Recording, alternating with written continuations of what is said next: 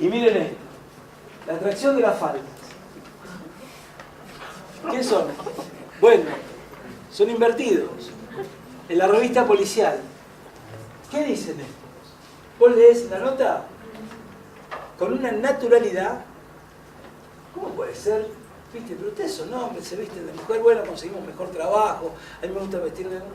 No hay ninguna crítica que podría haber aparecido en la década del 20, del 30, del 40, con todo, ¿viste? Con toda esa moralina enorme. En esta época no.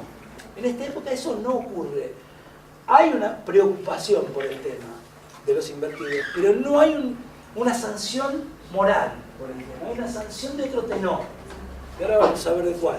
Pero, ¿viste? Bueno, esto aparece en una revista policial. Y hay varias notas de este estilo, ¿eh? Varias notas de este estilo. Yo les iba a traer, bueno, esto corresponde a este tema que son los invertidos. ¿Qué es esto? ¿Qué es esto? No me digan que es un culo, que lo sabemos. ¿Qué? ¿Saben qué es? Lola Mora. Lola Mora. ¿De qué año es?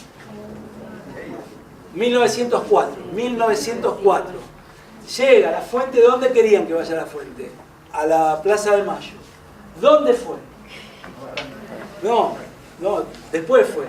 Fue a un lugar que se llama el Paseo de Julio. El Paseo de Julio, donde estaba el diario de la Nación, ahí, en Leandro N. Alem. Bueno, ese se llamaba el Paseo de Julio. Leandro N. Alem era el Paseo de Julio. El Paseo de Julio era un lugar, así como en el momento fue, ¿cómo se llama? Ahí en los bosques de Palermo. Zona roja. Sí, que estaba, ¿viste? Había travestis, prostitutas, etc. Ahí hay uno que lo sacaron ahí, bueno.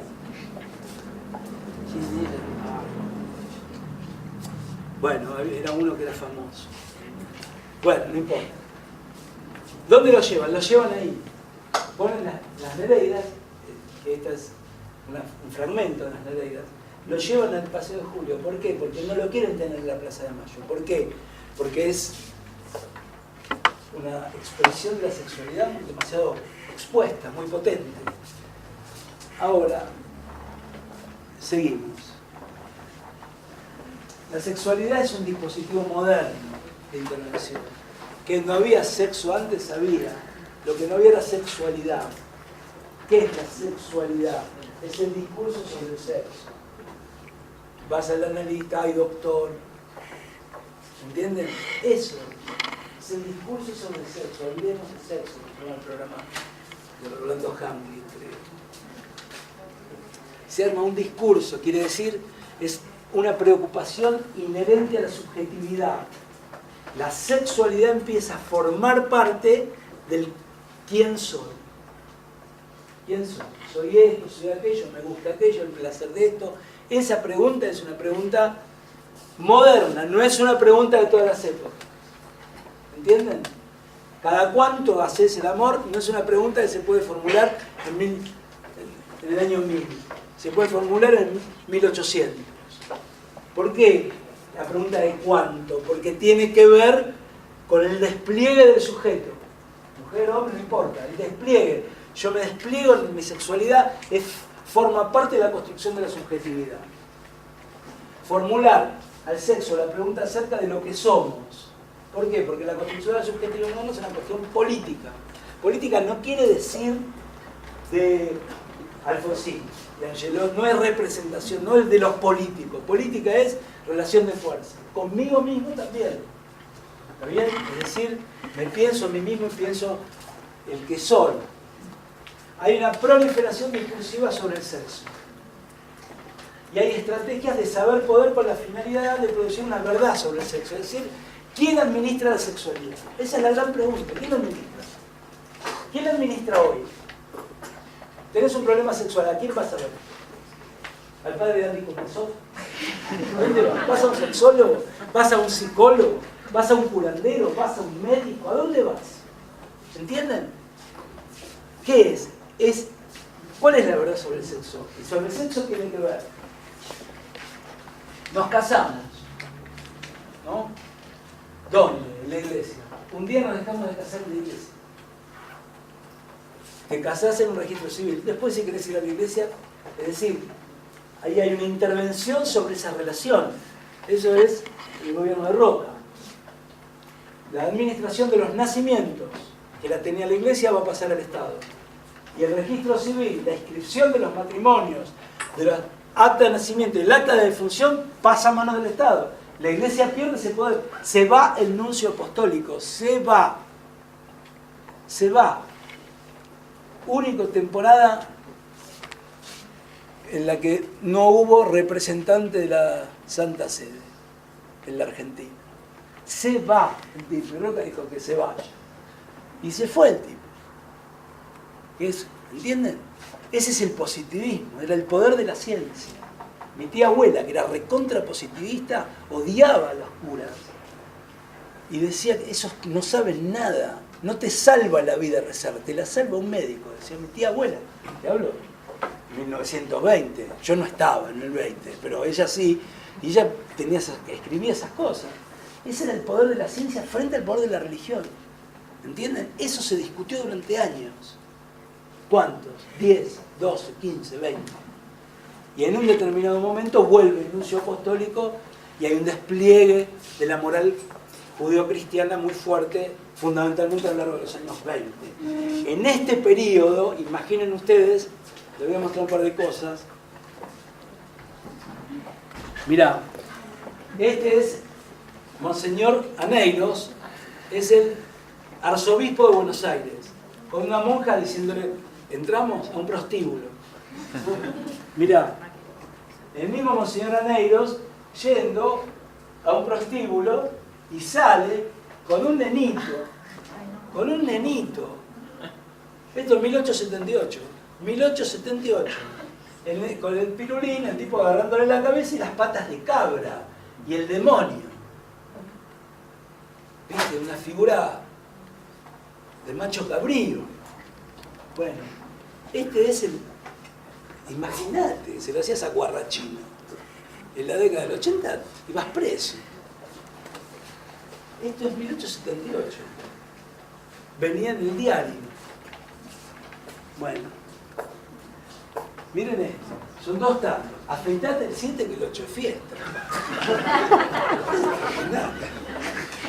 Bueno, hay uno que se llama Vaselina en punta. Y en realidad es Vaselina en punta. Es el caballo que se llama Celina. Bueno, había un tema que dice, ponémela, sacámela y volvémela a poner. Había los títulos de los tangos. Ahora, esto, la clavada. Entonces, y hay unos gauchos. ¿Entienden? Tiene doble sentido. Una propaganda de cigarrillos de 1910. Una mina en bolas. Con una cosa, qué sé yo. ¿Entienden? 1910. Esto no lo podías poner, no lo podés poner hoy como propaganda de cigarrillos. No por la mujer, por los cigarrillos. Bueno, y este es el Paseo de Julio, ¿ven? Este es el Paseo Colón. Acá estaría el Diario de la Nación. Mirá el río. El río se veía... El río hasta la década de 40 se veía desde la Plaza de Mayo. Yo no estaba, pero vi fotos. Vos hacías así y veías el río de atrás. Después hicieron otras cosas, ¿no? Todas las cosas de los barcos y eso. Bueno, acá estaban las Nereidas. ¿Ven? Entonces, ¿ven? Lola Mora. ¿Por qué esto? Voy a decir, no podría haber sido en otra época, no. Es en esta época. Porque vemos la sexualidad, lo vemos acá en este periodo. Busquen un libro en 1840, 1850, 1860 que hable de sexualidad en la Argentina, que alguno en la novela, en ninguno. Vas en 1890, 1900, 1880 y encontrás un montón. Hay lesbianas, hay homosexuales, hombres, hay de todo. Hay fiestas. Pero les hablo de libros de 1880. Entonces, ¿qué pasó, loco? Vas a 1860, yo busqué como loco, 1860, 1860, no hay nada del tema. ¿Ve?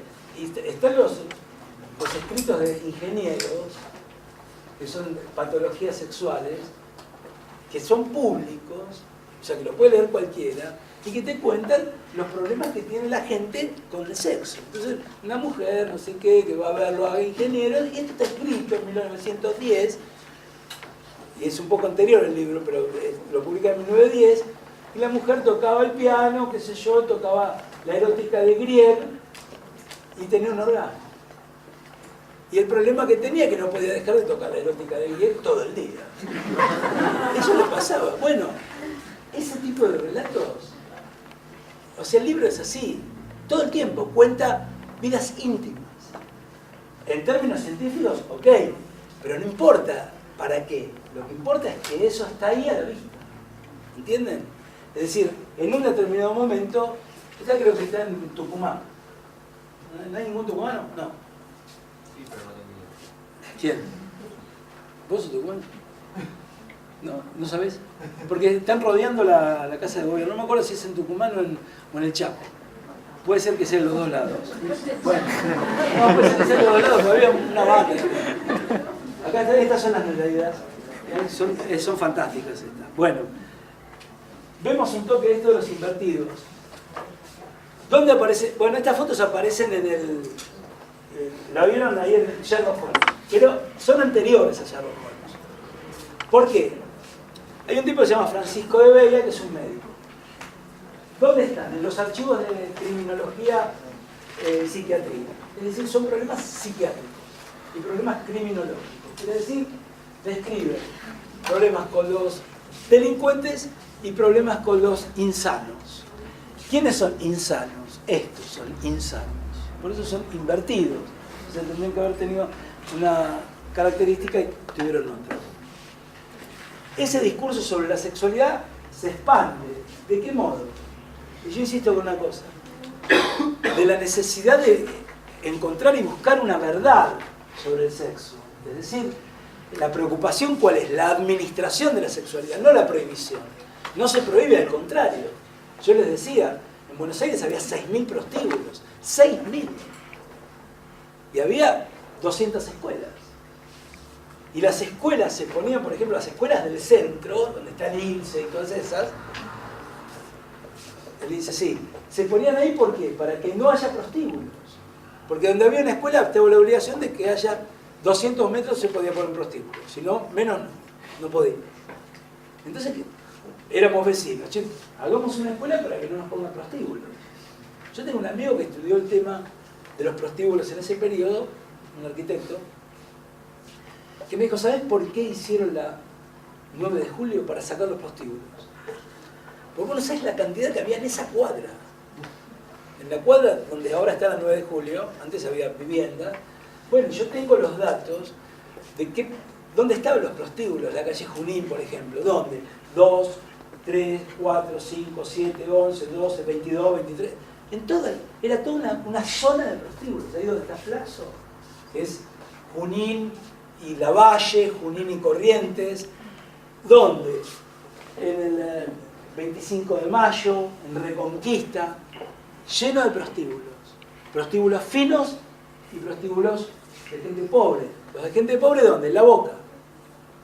Los peningundines de La Boca, que ahí había prostíbulos. Y había un ejército, se calcula, de entre 500 y 600 hombres que iban de un lado al otro, que iban a los prostíbulos.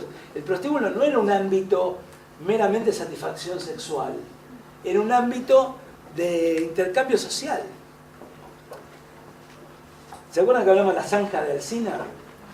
¿Cuándo fue? ¿La vez pasada? ¿La anterior? Bueno, la zanja de Alsina. Ese Alsina, Adolfo Alsina, iniciaba sus gestas políticas en los prostíbulos. ¿Entendés? O sea, vamos al búnker de Adolfo Alsina. ¿Entendés? Y estaban en el prostíbulo. Y ahí invitaban a la gente, qué sé yo, y se comía y se bailaba, y etcétera, y había un piano, bueno, y había tango, etcétera. Y todo eso también pasaba en La Boca. O sea que eran dos ámbitos bien específicos. El primer tango se compuso en un prostíbulo que está acá a 4 cuadras, que no voy a decir la casa. Pero la casa está acá nomás. A 4 o 5 cuadras está igual la casa. Yo tengo foto vieja y la foto nueva de la casa, y paso por la casa y digo, ¿cómo puede ser que no tenga una placa? Acá era el prostíbulo de María Lavaja.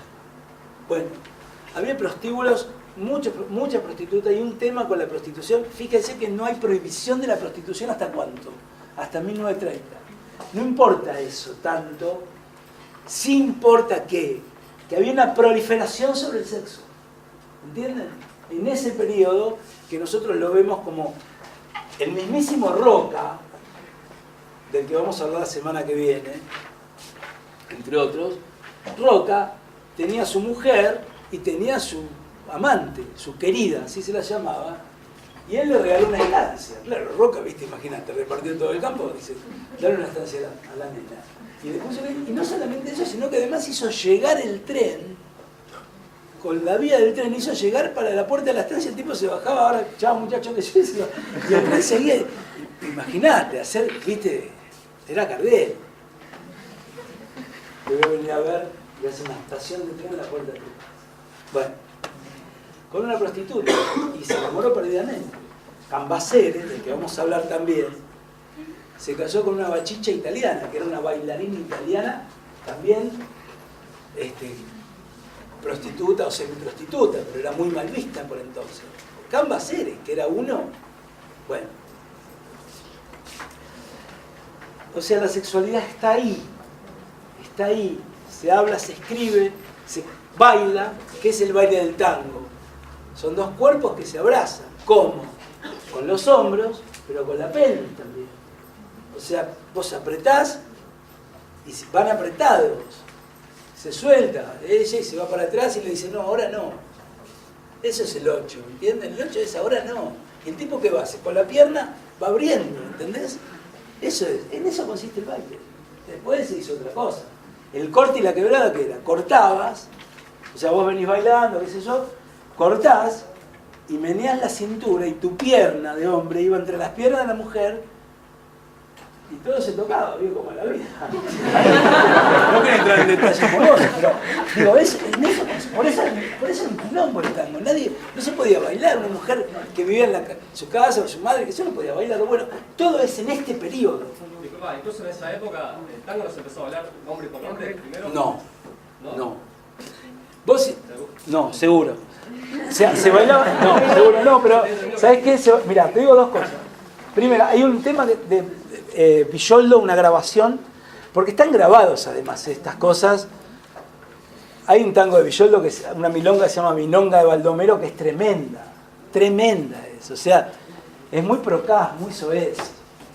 Termina así, unos versos, digo, él no ha perdonado putas, sean malas, sean buenas, a todas las ha manchado.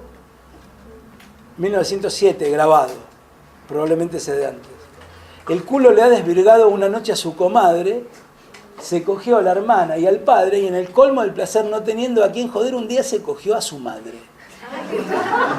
Eso en 1907, 1926, pobre mi madre querida, cuánto disgusto le he dado.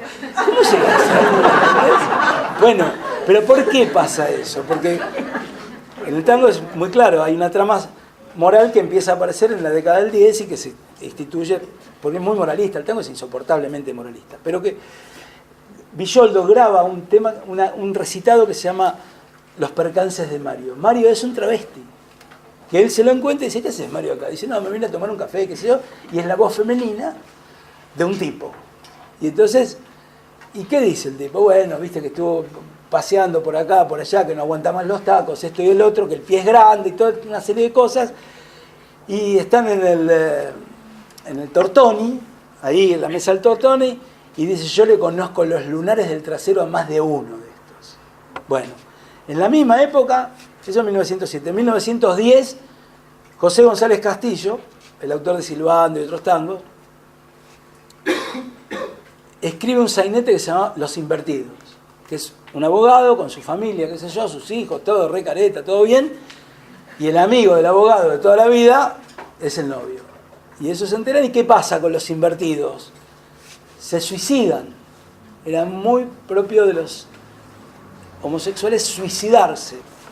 Pero ¿qué te quiero decir? No había un prejuicio, porque termina el percance de Mario, que Mario dice, nos vemos esta noche en lo de Laura, que es uno de los cabarets, de los prostíbulos. Sí, voy para allá y nos pegamos unos tangos, que yo le dice Villoldo. Bueno, quiere decir, se bailaba de cualquier modo, pero básicamente la relación entre los hombres era porque se enseñaba, porque ¿qué mujer iba a querer aprender a bailar con vos? Si el tango era un apretujón de pelvis, ¿entendés? Se hacen las academias de hombres, con cierta distancia, qué sé yo. De hecho hay una película que se llama Amalio Reyes, un hombre, que es actúa Hugo del Carril, y ahí bailan, muestran esta situación del baile entre hombres. Pero originalmente no era entre hombres. Bueno, ¿qué pasa con estos? Estos los investigan. ¿Por qué los investigan? ¿Por qué no los meten presos? ¿Por qué, entienden? ¿Por qué no los llevan por amorales? Los acusan de amorales, todo. ¿Cuál es el gran tema? Que la mayoría de los invertidos son sectores altos. Este es el gran tema. Por lo tanto, es tratado más tibiamente, digamos, como un problema de anormalidad y más pensado como un tema de enfermedad o de... Bueno, eso, ¿no? ¿Ves? Es objeto de estudio de la medicina. Es vista como una animalidad con efectos peligrosos en la sociedad. Habría que tener cuidado. En Buenos Aires hay, miren esto, 1908, 8.000 invertidos. 8.000, o sea, un número. Hay 300.000 habitantes en Buenos Aires. Hay 8.000 invertidos. Es importante la cifra. Bueno.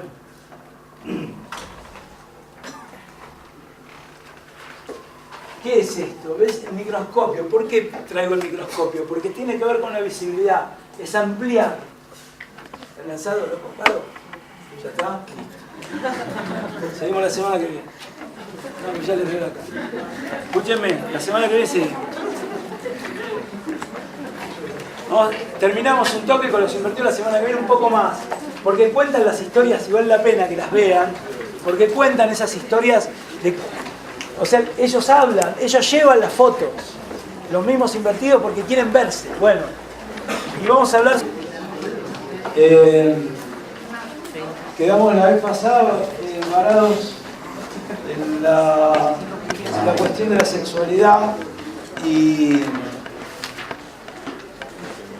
digamos, estamos en el terreno de los anormales para fines del siglo XIX y comienzos del XX. Los anormales son... ¿Quiénes son los anormales? ¿Quiénes? ¿Quién puede decir quiénes son los anormales? ¿Cómo los definimos? Sí, pero ¿cuál es el tema? ¿Qué es lo que está por debajo? ¿Del delincuente, del invertido, del indio? ¿Qué es lo que está por debajo? Una concepción anatómica, clínica. Ese es el dispositivo de crítica, es decir, lo leen de ese modo. Bueno, pero ¿por qué anormales? ¿Por qué son anormales los indios? No tiene disciplina. No, la tienen una disciplina distinta a la nuestra, a la de Occidente. ¿Por qué no producen? Tal cual, porque hay la incorporación a un sistema productivo requiere determinadas condiciones. El anormal es el que no ingresa a ese sistema productivo y que por lo tanto, ¿qué hay que hacer? ¿Qué hacemos con los anormales? ¿Qué hacemos? ¿Qué hace la modernidad con los que son anormales? Los normaliza. ¿Está bien? No los tira por la ventana, no los mata, no hace nada de todo eso. Los normaliza, es decir, los incorpora. Eso es la modernidad. La modernidad incorpora al que es diferente. Digo, todo esto no necesariamente se cumple, sabemos que no se cumple, digamos, la práctica es una cosa y otra cosa es la construcción de un modelo político y económico que requiere de esta experiencia de inclusión de aquellos que resultan ser anormales. Porque lo que hacen los anormales es interferir en un dispositivo cotidiano, por eso la norma, por eso la especificidad de la norma, ¿entienden? La especificidad de la norma no es la de la ley, no es está prohibido no sé qué, es mucho más específico. Los presos tienen que levantarse a tal hora, de tal modo, y tienen que hacer tal cosa. Eso es la norma. Es la situación más pequeña, porque la situación pequeña es la que define la condición de una práctica, en este caso productiva, que es lo que le interesa al Estado Nacional. Bueno, lo que va a aparecer con potencia después de las 8:30. Lo que va a aparecer con potencia es un criterio que es el de civilizar. Esa es la palabra que se utiliza. La civilización es lo contrario o es el antónimo, para no decir lo contrario, es el antónimo del desierto. Quiere decir, es necesario producir determinados contenidos y determinadas prácticas que sean aquellas que permitan la incorporación a un cierto modelo de Estado-Nación. Ese modelo de Estado-Nación habla de civilización, es decir, de incorporación de un determinado modo. Eso es la civilización. Vos decís, che, ¿no eran civilizados los indios? Eran recontra civilizados. Y los invertidos también, pero no era el tipo de civilización requerido para la construcción del Estado Nacional. ¿Está bien? Esta es la génesis del Estado Nacional y básicamente la génesis de aquellos lugares que el Estado Nacional, en los que el Estado Nacional derrama a estas figuras de los anormales. Va a llegar esto hasta el 70, 80. Tiene rémoras, es decir, tiene réplicas, como se dicen, de los terremotos. Va a seguir un poco más el tren, pero ya hay una construcción que ya no es de incorporación, de inclusión, sino que es de población sobrante, que es lo que va a ocurrir a partir de la digitalización de las prácticas y de un modelo económico diferente. ¿Está bien eso?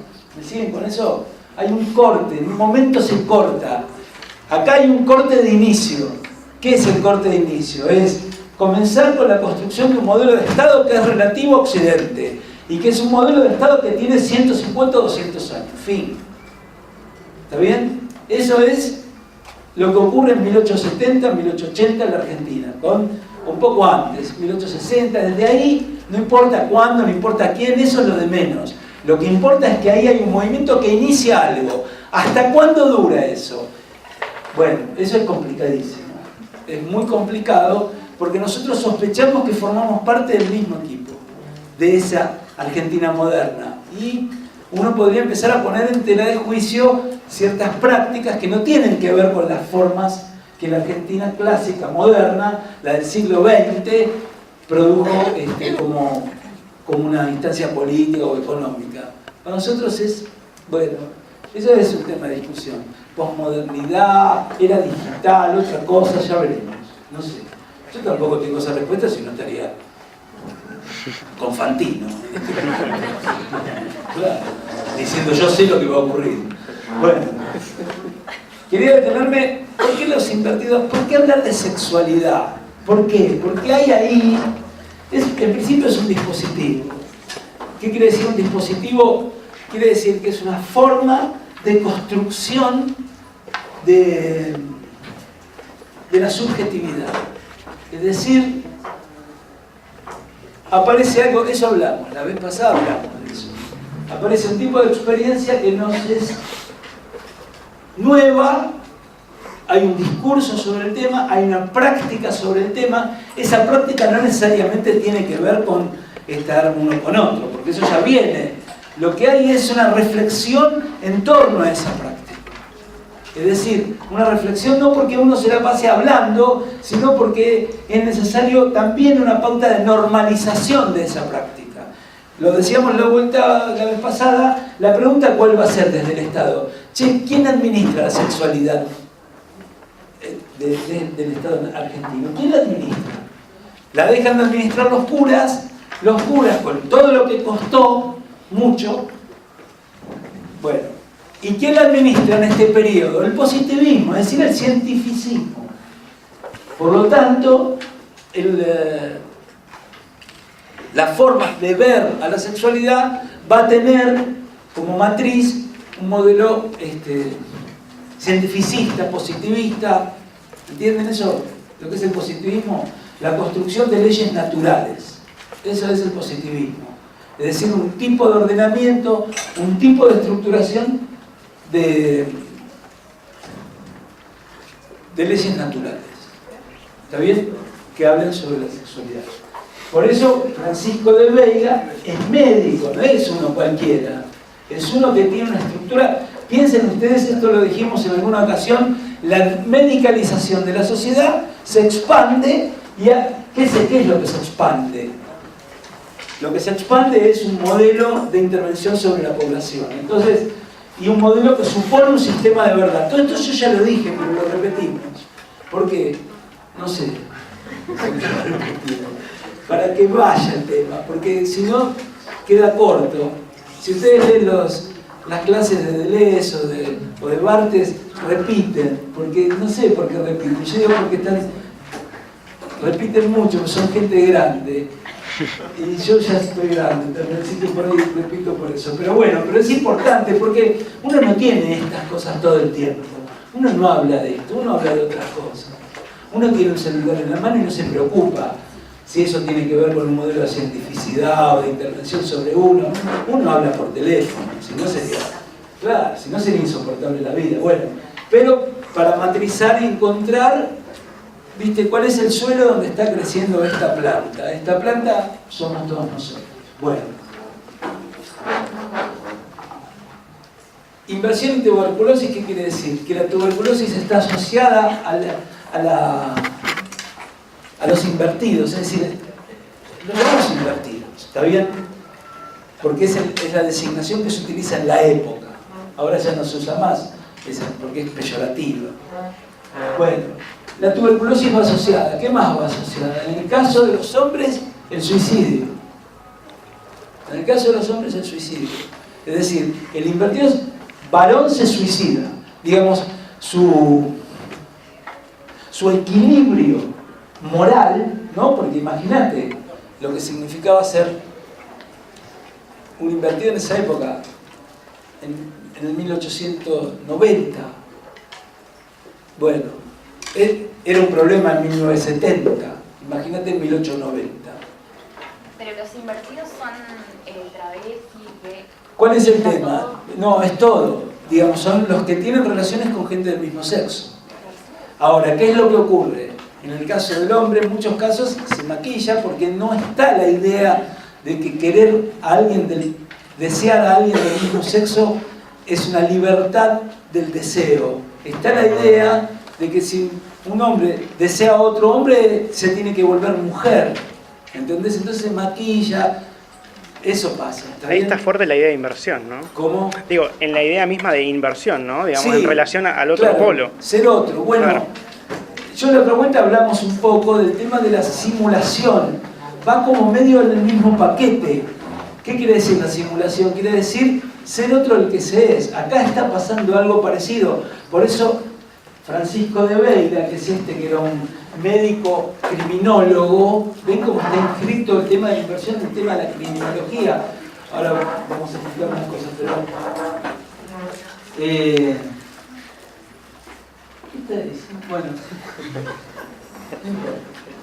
Bueno, pero que hay una profesión pública y otros que no, es decir, hay invertidos en la escena pública, ¿no?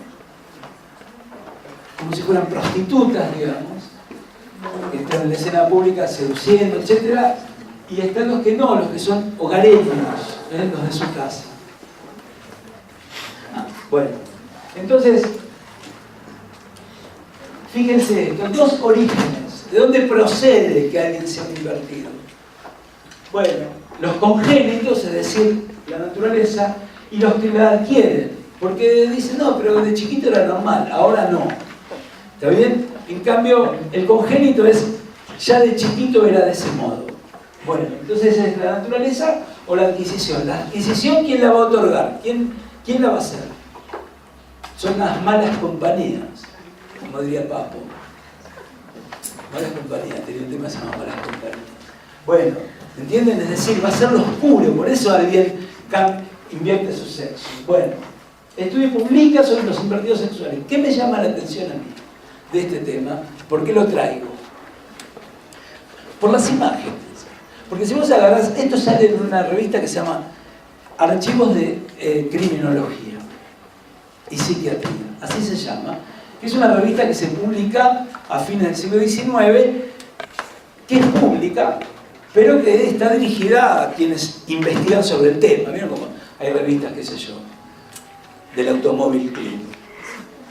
Claro, de autos. Y la gente compra esas revistas. Bueno, estas no se compraban, se hacían casi como cuestión de la biblioteca, la imprenta de penitenciaría. Es decir, una revista de tipo científico, eso quiero decir. Ahora, tiene fotos. Y vos decís, bueno, pero ¿hay fotos de ladrones? Yo vi varios tomos en el CEDINSI, que es donde tienen esto, entre otros lugares, pero el CEDINSI está muy bien. ¿Saben lo que es el CEDINSI? Es un centro de investigación y documentación que queda en Flores, es una casa que uno puede ir y consultar cosas. Bueno, y hay que pagar porque se autofinancia el CEDINSI. Entonces, es muy bueno. Hay una foto, los tomos que yo vi, una sola foto de un tipo que afana. Pero una sola así, que está, ¿se acuerdan que les mostré esto con bigotes y qué sé yo? Con bigotes, porque los que roban todos tienen bigotes, no sé por qué, pero casi todos. Y otros se lo afeitan. Sí, pero estos aparecen, no sé, hay 10 fotos en esos archivos. Tampoco son fotos que quieran mostrar algún tipo de alteración biológica que podría ser, ¿viste? Bueno, veamos, qué sé yo, el tamaño del pie, o la implantación craneana, o ese tipo de cosas que se pensaban para los delincuentes, podrían pensarse, y de hecho se piensan, para los invertidos. Es decir, que hay un problema de tipo biológico, lo congénito. Nosotros ya por suerte no pensamos de ese modo, pero hubo que pasar por una guerra para eso. Entonces, y hay fotografías, y digo, ¿por qué hay fotos? ¿Por qué necesitan mostrarlo? Porque se vuelve mucho más elocuente la situación. Bueno, veo que vienen con comida y me distraigo. Bueno, les agrega las fotos a los escritos. Hay una descripción minuciosa y crítica de los modos de vida. Yo no lo traigo, pero si alguien tiene interés, yo tengo eso fotocopiado, se los puedo traer o se los puedo mandar por correo porque lo tengo digitalizado. Pero es interesante ver el tipo de especificidad que ve el médico en estos casos. Es decir, ¿viste? Ver qué es lo que hace, de qué modo camina, cómo se viste, de qué manera se peina, cómo fue que empezó con esto, porque le hacen preguntas muy íntimas, muy íntimas. ¿En qué momento ingresó usted? Bueno, no lo hacen así, lo cuenta como un relato de Veiga, pero te explica todo, todo lo explica. Yo no quiero modificar el espíritu de fotógrafo que tienen algunos, pero esto lo vamos a subir a las clases. Van a estar, ahora no la subimos, ¿no? ¿Todavía no? Bueno, pero esta semana la subimos estos PowerPoint los subimos. Bueno, pero si quieren sacar fotos en el fondo. Bueno, ¿entienden? Es muy minucioso todo lo que dice. Entonces, cuando pensamos nosotros cómo el Estado toma el lugar del administrador de la sexualidad, es eso. ¿Entienden? Es un detalle muy específico. Ven, yo pongo en algún lado, creo que estaba de la semana pasada, el uso del microscopio. O sea, hay un microscopio social. Ese microscopio, ¿a qué tiende? A encontrar lo más recóndito. ¿Para qué? Para incorporarlo a una trama de intervención, ¿entienden? O sea, yo veo, viste, que él es el invertido y que entonces camina de una determinada manera y hago un estudio, y ese estudio después lo expando a otras prácticas, ¿entienden? Entonces todo el cuerpo empieza a ser objeto de intervención. Nosotros cuando vamos al médico, vieron que uno ya no va más al médico clínico. El médico clínico son solamente los que vienen de urgencia 2 horas después que a uno le pasó el problema. Son los que andan en las ambulancias, pero ¿a dónde vas al médico? No, vas al traumatólogo de rodilla derecha. Bueno, eso, uno dice, no, me conseguí el traumatólogo de meniscos de rodilla derecha, que es el que más sabe. Bueno, cuando uno hace eso, lo que está haciendo es achicando, volviendo a la naturaleza cada vez más pequeña, cada vez más intervenida y cada vez más precisa, ¿entienden? Por eso vas a un médico de menisco de rodilla derecha, no sé, por casos de obesidad, porque el tipo es especialista en ese tema. Entonces la especialización, como vuelve más chico, acerca, abre, ¿entienden? Cada vez que se abre más, mayor es la intervención. Digo, en el caso de la medicina, por eso uno se preocupa. ¿Hablamos del ortomolecular? No. No. Bueno, yo tengo un amigo, después de las 8:30. Bueno, Gracias. Muchas gracias. Yo tengo un amigo que me dijo, estoy haciendo una terapia ortomolecular. Yo un poco me sorprendió, sabiendo los invertidos, pero no, me sorprendió, un mal chiste de mal gusto, pero ¿qué es? Es qué tipo de alimento necesitan las células. Yo le dije asado. Asado de tripa, sí, eso es lo que más necesita. No, bueno, me trata de animal, pero ¿por qué? Porque no es todo. ¿Entienden a dónde va el asunto? O sea, el nivel de... Entonces el chabón, digo, ¿hago una entraña? No. A las 8 tengo que comer choclo con banana. Voy a ir a comprar el choclo, la banana, ¿entendés? Porque vive afuera. Entonces, fíjate el nivel de intervención. La hora, la comida, la célula. ¿Qué es una célula? ¿Quién vio una célula de los que estamos acá? Nadie vio una célula. Y resulta que la célula se alimenta, y es lógico que uno puede pensar de ese modo, que la célula se alimenta seguramente, pero que uno tenga que administrar ese alimento, una cantidad de células que es infinita. Bueno, ese es el asunto. ¿Entienden? Cuanto mayor la especificidad, mayor la intervención. No quiero decir mayor la restricción de la libertad, porque la palabra libertad, ya lo hemos dicho, son conceptos y palabras primaverales muy difíciles, que siempre nos resultan problemáticos. Pero bueno. Esto es taxonomía, ¿ven? Ordenamiento. ¿Qué es una taxonomía? Es ordenar, clasificar. Todo eso tiene que ver con la construcción de un modelo de Estado político. De eso estamos hablando. Y por lo tanto, de la intervención sobre los sujetos, en este caso, aquellos que son más evidentes, que son los anormales, y en el caso de los invertidos, en relación a las fotografías. Bueno, igual que con los delincuentes, etc. Bueno, fíjense lo que dice De Vega de los invertidos. Mezcla de sátiro y erotómano. ¿Sabe lo que es un erotómano? Bueno, pero es, digamos, es un tipo, claro, del erotismo.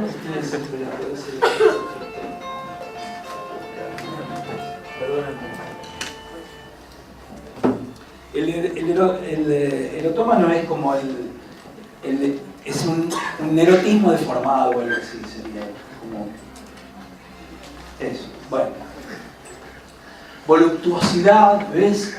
Es exceso de deseo y entregado a los juegos de los instintos. Todo esto es un problema. Todo esto es un problema. Pero a la vez, ¿se entienden? Es un dispositivo moral fuerte, ¿no? ¿Viste? Los instintos, hay que tener cuidado con los instintos. Excitados, furiosos, ¿viste?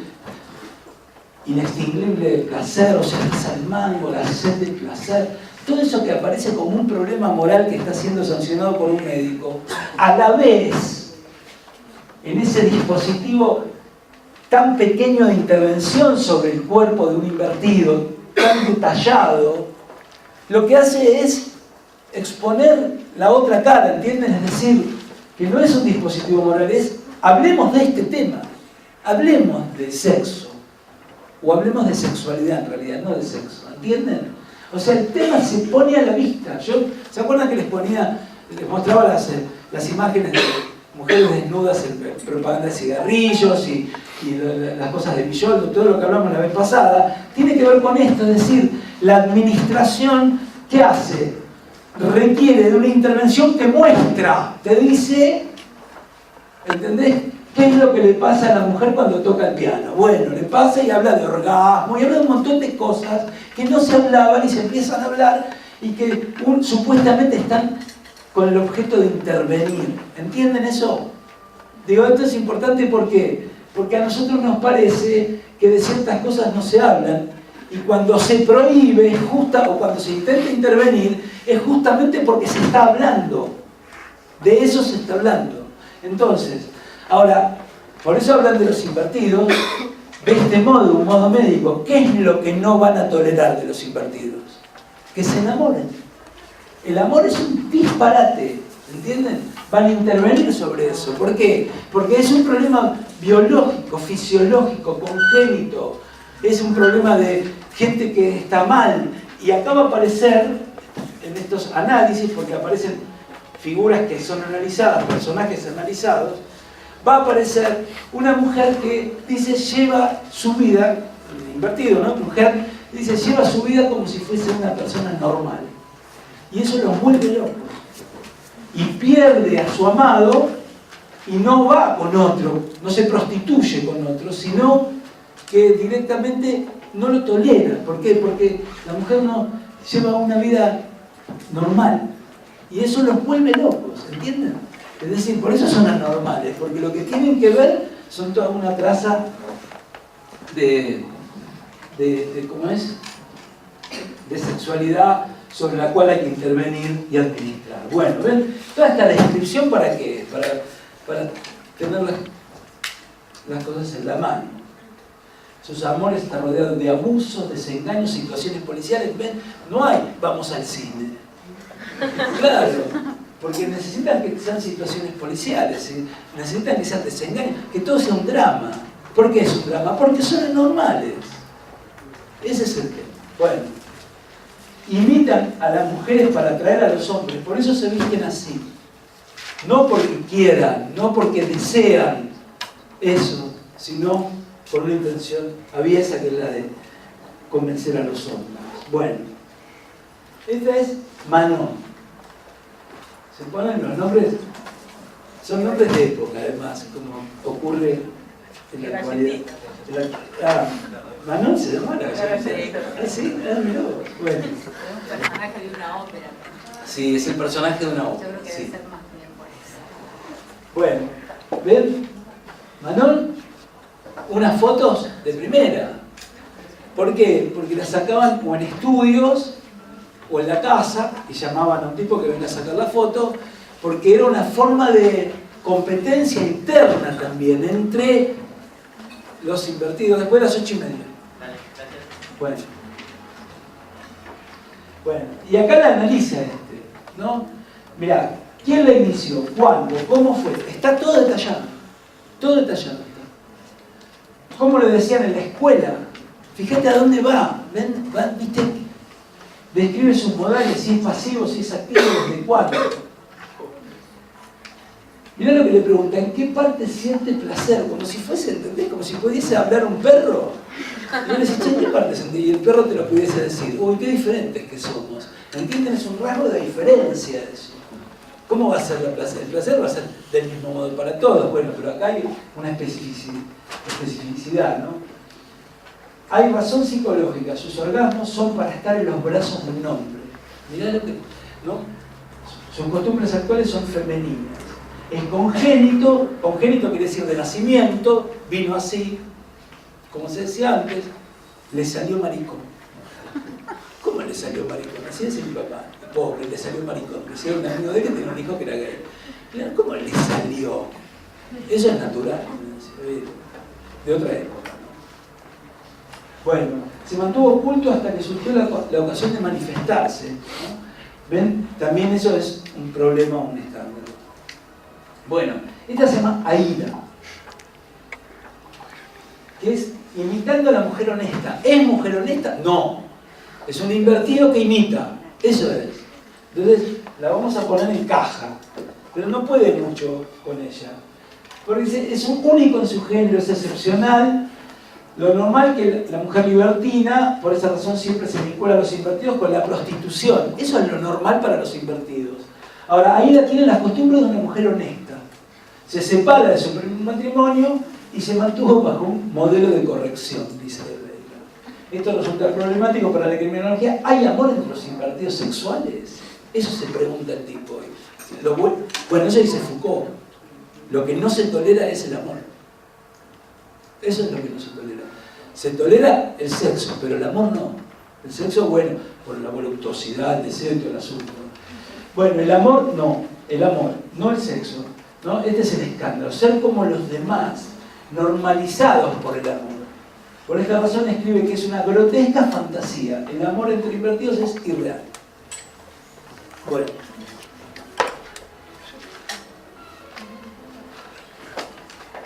La conclusión, Aida no es otra cosa, como se ve, que un imitador de la mujer honesta, es una singular pantomima mórbida, o sea, ¿viste?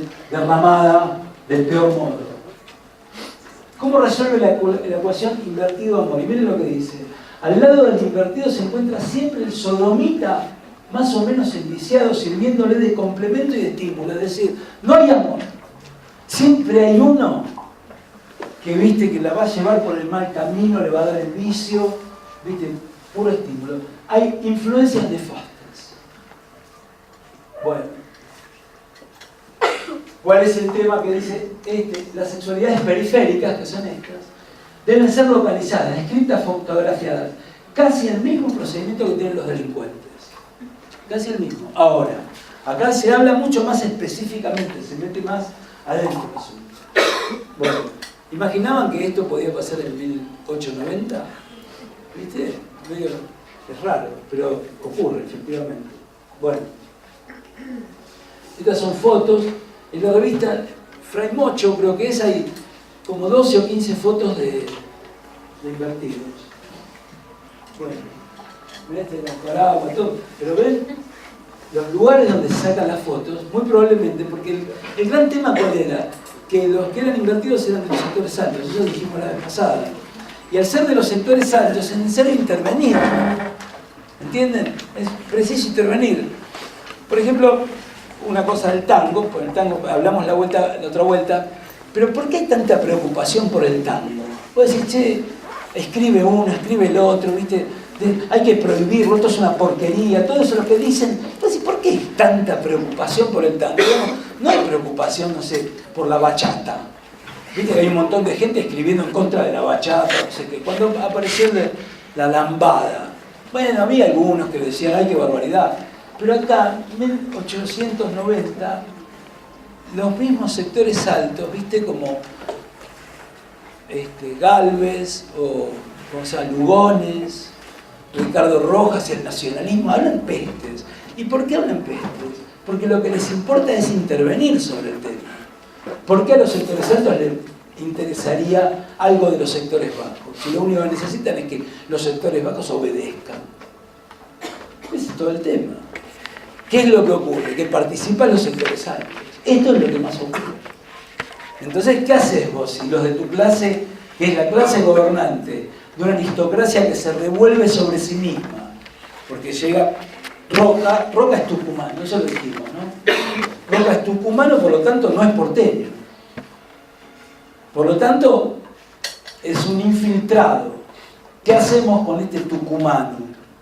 General bruto. Bueno, gana las elecciones.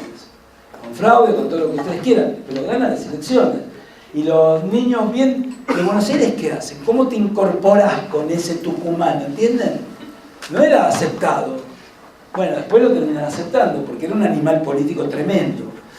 Por eso lo aceptan. Bueno, entonces, ¿esto para qué era? Por el tango, claro. Entonces, no, porque ¿cuál es el asunto? Que los sectores oligárquicos, es decir, la aristocracia pampeana que gobierna durante 50 años, hasta 1930, esa aristocracia, bueno, con algunos cortes que ya vamos a hablar, esa aristocracia pampeana debe cuidarse a sí misma. No puede permitir que un italiano vaya al club. No puede. Y no puede permitir que los hijos de un Menéndez Betis, ¿viste?, destrocen una casa y le rompan el piano al dueño de la casa y lo fajen al tipo y vayan presos. No puede ocurrir eso. Y no ocurre. O sea, ocurre que fajan al tipo, ocurre que amasijan a otro, ocurre todo eso, pero no ocurre que vayan presos. ¿Entienden? No ocurre eso. Por eso, la aristocracia, cuando es verdadera aristocracia, tiene un sentido de deslizamiento por la trama social que es muy diferente a la que tienen inclusive los nuevos ricos. Uno se da cuenta del toque de los nuevos ricos por el tamaño de la camioneta.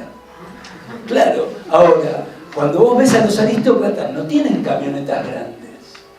Cuando el Diego le llevó el camión y lo puso en Barrio Parque, ¿entendés? Fue un escándalo. ¿Qué hace este gordo acá adentro? ¿Entienden? Ese es el asunto. Entonces, la aristocracia es sutil, Ahora, la sutileza no puede permitir que los jóvenes tomen cocaína, se metan adentro de un prostíbulo durante 4 o 5 días, se toman todo el champán, están con las minas, terminan con sífilis o terminan con tuberculosis. ¿Entienden? No, eso no puede ocurrir. ¿Por qué? Porque estos pibes que los mandamos a París para que jodan, cuando vuelvan van a tener que laburar. Es muy parecida a nuestra época, muy parecida en algunos puntos. Porque hay una trama generacional de ruptura. Están los sectores altos, que son los dueños, y están los hijos. Y esos hijos son atrevidos, muy atrevidos. Muy, ¿eh? El boxeo lo incorporan ellos lo traen para agarrarse a los bollos, porque no sabían pelear. En la casa de Marcelo Torcuato de Alvear había un ring de box. En Marcelo T, como decimos nosotros. En la casa del tipo había un ring. Y el boxeo, los que boxeaban eran tipos Jorge Newbery y qué sé yo, que Jorge Newbery además tenía su novio. Pues no, como Jorge Newbery, sí, y estaba todo bien, digamos, porque entraban dentro de una trama que es completamente diferente a la de sus padres. Después a las 8:30, así no los hago esperar. Bueno, ¿está bien? Entonces, ¿qué es lo que se está cuidando? Se está cuidando eso. Y cuidar eso significa que estos, viste, hay que domesticarlos, hay que civilizarlos. No se puede, porque efectivamente no se puede. Porque con el preso tienen la idea de que es posible la regeneración, en algunos casos. En cambio con los invertidos no. ¿Por qué? Porque ahí está jugando el deseo. Y estos dicen, ¿y qué hacemos con eso? Bueno, la culpa no la tiene de ellos que desean, la culpa la tienen los que están alrededor de ellos. Bueno, ¿está bien? Entonces, ¿ven cómo hablan? Mirá, este es muy simpático. Todo vestido para carnaval, porque el carnaval es un espacio de simuladores. Están todos vestidos de distintos modos, disfrazados, etc. Entonces, el carnaval era un espacio potente. Por ejemplo, no sé qué hacer de tesis. Bueno, hace las reglamentaciones del carnaval a lo largo de 100 años y con eso vas a poder entender qué es, cuáles son los dispositivos de poder que operaron en los diferentes momentos de la historia argentina. Es así de corto. Cuando vino la dictadura no te podías disfrazar ni de cura, ni de cana, ni de mujer, si eras hombre. ¿Qué pasa? No. Nada. Bueno. No. Bueno, sigo. Miren, esto es... ¿Ven? Con el paraguas, todo que canchero. Bueno, Aurora. Esta es Aurora sacada la foto, o sea, sacate todo el maquillaje, ¿viste? Roberto. Bueno. Pero aparte, invertido profesional. Sí, porque claro, porque son laburantes de la calle. Por eso son invertidos profesionales. Bueno, la Bella Otero se hace llamar, que es el nombre de una cantante española que cantaba flamenco en España, que era muy famosa, y ella se hace llamar. Y le escribe la autobiografía, es muy interesante la autobiografía de la Bella Otero porque cuenta todo y tiene unos versos que son procaces, pero con estilo, no procaces a la vista, pero ¿no? Que describe determinadas situaciones, la masturbación, pero con conceptos propios de la época, lo llamaban el paragüite, qué sé yo. Sí, yo si quieren la incorporo acá y así. Bueno, esta es mi historia de Manda Veiga. Los retratos, las fotografías se las manda. Dice, algunos retratos con mi dedicatoria se las dedica. Porque vuelvo a insistir, da un cierto prestigio estar fotografiado. Y eso viene de acá, que había fotografía de travestismo en Alemania. Este tipo, Magnus Hirschfeld, publica el anuario de la sexualidad e inventa el concepto de travesti. Este lo inventa. Ahora, estar en ese libro anual, lo traje, chabón, tengo la foto. Este es. ¿Entendés? Con dos invertidos. Es un tipo que publica un libro que estar ahí daba categoría, les daba onda. Si yo estoy en este libro, ¿viste? Como en la tapa de gente, ¿no? O sea, grande. Creo que se pelean por eso. Sí. Bueno, ¿quién estaba al lado de Susana? Ese es buenísimo. Bueno, en esta época, 1890, debe ser de este tipo, la Universidad de Berlín lleva adelante un proyecto de investigación que es recoger los relatos eróticos de diferentes lugares. Y entonces convocan a distintos tipos alemanes para que vayan a las ciudades importantes, eran 8, entre ellas Buenos Aires. ¿Para qué? Tenían que recoger todo lo que había. Que eran relatos picarescos, inscripciones en los baños. Inscripciones en los baños. Yo pensé que eso era de los 60 o de los 50. No, ya estaba en 1880, 90. Y acá viene un tipo que se llama Lechmann Nietzsche. Nietzsche como Federico, pero escrito diferente. Y recoge todo eso, se llama Los textos eróticos de Río de la Plata, está escrito en español. El libro se publicó en el año 26 en Alemania. Viena, la ciudad de Viena le iba a ser Freud, pero después se transformó en Freud. Escribió los escritos sobre la cocaína, qué sé yo, y todo eso que escribió, y se hizo famoso, y entonces no participó, no hizo esto. Pero era un proyecto que, además, el tipo que ideó el proyecto, que era un antropólogo, lo metieron en cana por haber llevado adelante ese proyecto desde la universidad. Bueno, el libro se publicó en el año 26 en Alemania, y en la Argentina, ¿cuándo se publicó? Díganme un año. Ni idea, ¿no? Bueno, claro, no tienen por qué tener nada. Pero en 1981, en plena dictadura militar, se publicó el libro. Es un libro guarango, con muchos contenidos guarangos, porque entran adentro de los prostíbulos, o hay adivinanzas que tienen doble sentido. Bueno, el tipo se manda una investigación enorme. De hecho, se queda viviendo en la Argentina, en la ciudad de La Plata, y después se vuelve a Alemania y se muere.